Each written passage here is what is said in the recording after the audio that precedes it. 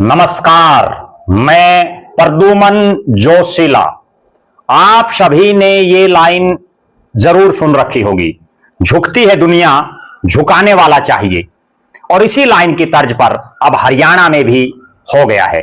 झुकती है सरकार, झुकाने वाला चाहिए। मांगे मानती है सरकार, मनवाने वाला चाहिए। लोहारू की बेटी जो अब पूरे हरियाणा की बेटी बन गई है, मनीषा कांड में जो ताजा अपडेट है वो हम आपको बताने जा रहे हैं कि किस तरह से हरियाणा की नायब सैनी सरकार जनता जनार्दन के सामने झुक गई है और बेटी को न्याय मिलने की उम्मीद बंध गई है। लेकिन फिर भी यक्ष प्रश्न वही खड़ा है कि क्या हरियाणा की इस बेटी को न्याय इंसाफ मिल पाएगा या फाइलों में दब जाएगी हकीकत। वीडियो को विस्तार से देखने से पहले आप सभी दर्शकों से अनुरोध है कि YouTube पर हमारे चैनल को सब्सक्राइब करें, बेल आइकन घंटी का बटन अवश्य दबाएं, वीडियो को ज्यादा से ज्यादा शेयर करें, वीडियो को हाइप जरूर करें, अपने विचार कमेंट के माध्यम से लिखें। जो दर्शक निष्पक्ष, निर्भीक और स्वतंत्र पत्रकारिता में विश्वास रखते हैं वो हमें निरंतर आर्थिक सहयोग जरूर करें। उसके लिए आप हमारे मोबाइल नंबर 9416674472 9416674472 पर गूगल पे या फोन पे जरूर करें। पिछले एक हफ्ते से ज्यादा का समय और एक परिवार जिन्होंने अपनी बेटी को खोया, हरियाणा प्रदेश की बेटी अब वो बन गई है और नाम मनीषा। आप सब जानते हैं, ढाणी लक्ष्मण ढिगावा सिंघाणी के पास का गांव, हल्का लोहारू, जिला भिवानी। बड़ा आंदोलन हुआ, हजारों लोग जुड़े, हर रोज परिस्थितियां बदलती रही, नई नई अपडेट्स आती रही, मांगे मानने की बातें चलती रही।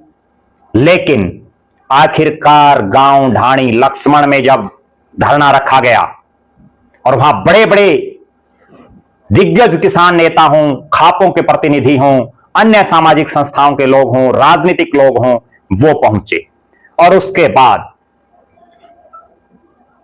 पूरी रात, कल की पूरी रात, कल का पूरा दिन इसी ऊहापोह में चला गया कि क्या सरकार झुकेगी, क्या सरकार मांगे मानेगी, क्या नायब सिंह सैनी बेटी को न्याय दिला पाएंगे।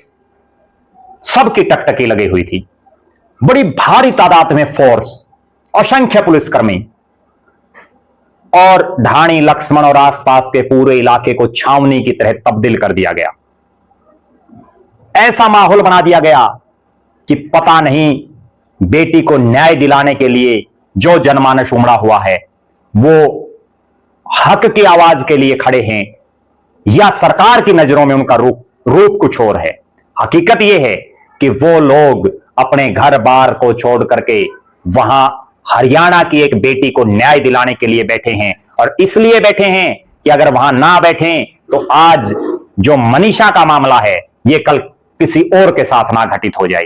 इसलिए पूरा प्रदेश रौद्र रूप में है। और इसी बीच एक मांग रखी गई आंदोलन की अगवानी करने वालों की तरफ से, कमेटी की तरफ से, कि इस पूरे मामले की जांच सीबीआई से करवाई जाए और एम्स में बेटी का पोस्टमार्टम हो ताकि हकीकत पता चले, क्योंकि 2 बार पहले पोस्टमार्टम हो चुका है। और जिस ढंग से पोस्टमार्टम की रिपोर्ट आने के बाद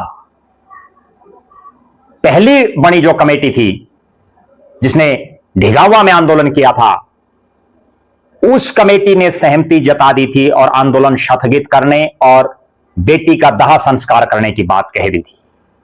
लेकिन फिर कुछ एक लोगों के दिमाग में वो बात समझ नहीं आई। उनको यह लगा कि उनके साथ धोखा हुआ है और उन्होंने फिर आवाज उठाई और आवाज बुलंद हो गई और धरना ढिगावा की बजाय ढाणी लक्ष्मण में चल पड़ा।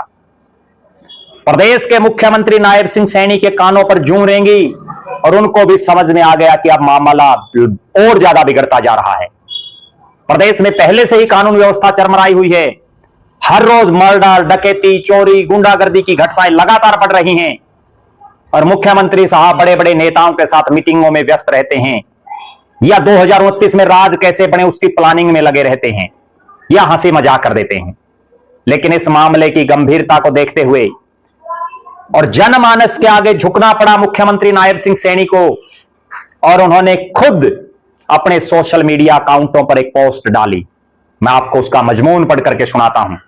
उन्होंने लिखा, नायब सिंह सैनी ने, कि भिवानी की हमारी बेटी मनीषा और उनके परिवार को न्याय दिलाने के लिए प्रदेश सरकार तथा पुलिस प्रशासन पूरी गंभीरता और पारदर्शिता के साथ कार्य कर रहे हैं। मैं स्वयं लगातार इस मामले की रिपोर्ट ले रहा हूं। परिवार की मांग के आधार पर हरियाणा सरकार निष्पक्ष जांच के लिए इस केस को सीबीआई को सौंपने जा रही है। इस मामले में पूरा न्याय किया जाएगा। एक एक शब्द गौर करने वाला लिखा है मुख्यमंत्री नायब सिंह सैनी ने। एक बार दोबारा मैं आपको पढ़ करके सुना देता हूं, आप भी बात के मर्म को समझ जाओगे।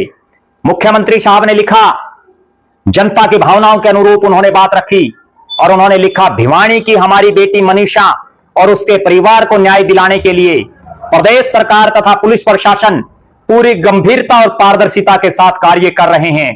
मैं स्वयं लगातार इस मामले की रिपोर्ट ले रहा हूं। परिवार की मांग के आधार पर हरियाणा सरकार निष्पक्ष जांच के लिए इस केस को सीबीआई को सौंपने जा रही है। इस मामले में पूरा न्याय किया जाएगा। जो बात लिखी है मुख्यमंत्री साहब ने, बात तो बड़ी गंभीर लिखी है, लेकिन इस पर अमल कितना होगा यह सोचने वाली बात है। लेकिन आंदोलनकारियों की दो बड़ी मांगें, पहली, इस पूरे मामले की सीबीआई से जांच हो, उसको मानने का काम किया नायब सिंह सैनी की सरकार ने, और दूसरा, जो एक मांग और रखी गई, जब यह मांग मान ली गई उसके बाद यह लगा कि अब दाह संस्कार करवा दिया जाएगा, लेकिन वो एक मांग फिर जोड़ी गई, रखी गई कि बेटी का पोस्टमार्टम एम्स की टीम के द्वारा हो, एम्स के डॉक्टरों के द्वारा हो। एम्स जो देश का सबसे बड़ा हॉस्पिटल है, जिस पर विश्वास है देश को और इस इलाके की जनता को भी, कि वहां से क्या रिपोर्ट आती है वो सबसे बड़ी बात है। उसके बाद ही अंतिम संस्कार का फैसला लिया जाएगा। दो बड़ी मांगें, पहली, सीबीआई से जांच की लोकल पुलिस पर भरोसा नहीं है। क्यों? क्योंकि पुलिस लगातार, जिस ढंग से पिछले 7-8 दिन से पुलिस का सिस्टम लोग देख रहे हैं, सबसे ज्यादा नाराजगी अगर धरने पर उपस्थित लोगों को किन्हीं से है तो वो पुलिस से है।